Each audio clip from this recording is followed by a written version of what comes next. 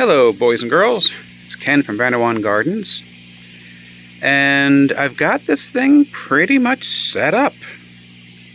I opted to just put the inverter on top of the big old battery, and I drilled some holes out of my wall and put on a little box out there that'll protect it from the elements.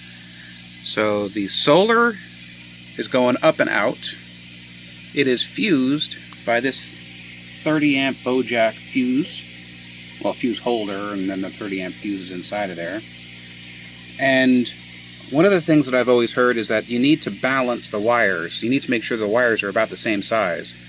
So I had to take the red and cut it, and then crimp it, and then take the end that I cut off and crimp it, so that way the black and red are the same exact size.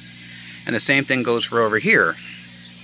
So I realized I couldn't wait to do all this.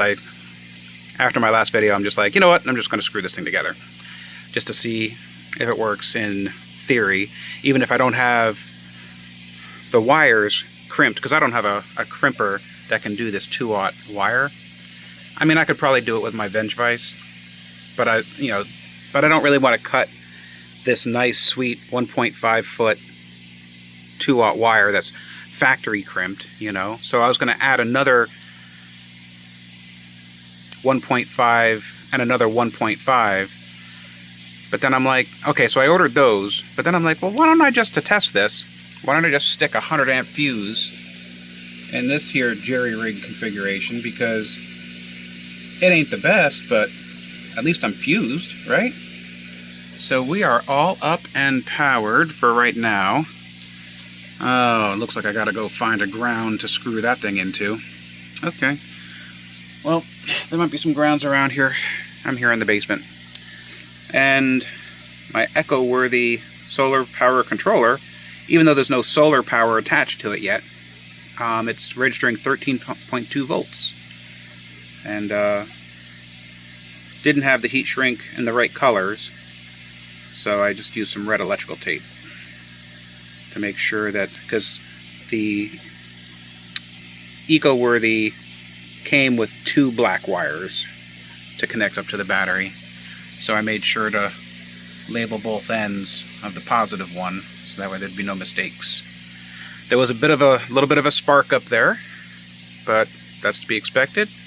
And now this guy is ready to be tested on a load, little by little. And then once I test it on a load, make sure that this 200 amp hour battery is able to supply a load to the fish tank that's right over here. I have, just to kind of give you an idea,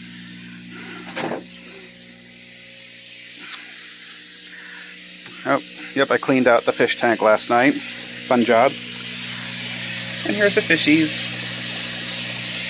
You can't really see them for all the bubblers, but I have 1, 2, 3, 4 constantly moving water filters.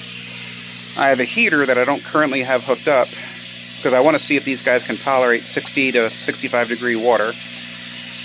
I have another pump over here, pump/filter. I got my lights.